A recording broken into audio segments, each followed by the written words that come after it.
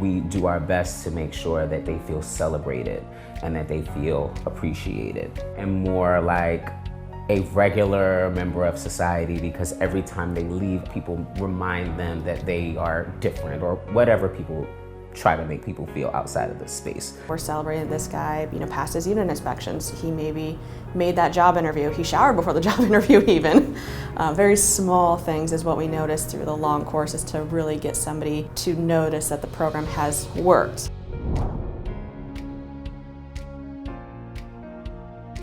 Host as many resident-only events as you can. If you have the funding to do so, involve food, drinks, something like some goodies.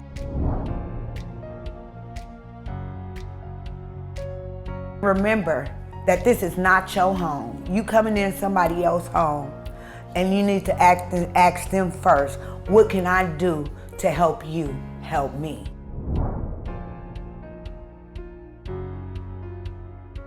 Not getting frustrated with the fact that sometimes you'll engage with somebody who doesn't want to engage with you, and being willing to say, okay, cool, let's talk again later, and then knock on the door the next day and try again. And sort of being persistent but respectful, I think, is kind of a thing that's certainly helped me out a lot with sort of getting to know people who at first maybe didn't really want to engage with me very much.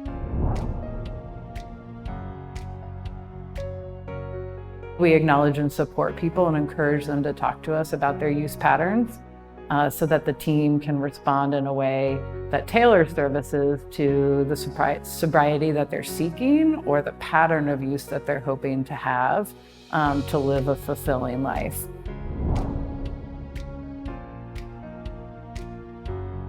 We'll have real honest conversations with people about the impact of their behavior on the community, and separating out often what historically has been the judgment around the acute act itself or the acute issue itself from the impact it's having is usually a pretty good strategy. I found that most people typically don't want to have a negative impact on their community members. They may still be struggling with their particular issue themselves, but separating the issue from the impact and problem solving around limiting the impact is usually the best way forward.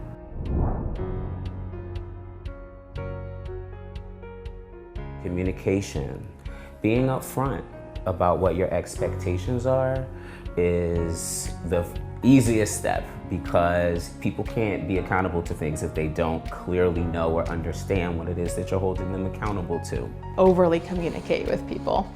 I think it's really important to really get down to the nitty-gritty of the hows, how are we going to implement this and why are we implementing? So always focus on the hows and whys.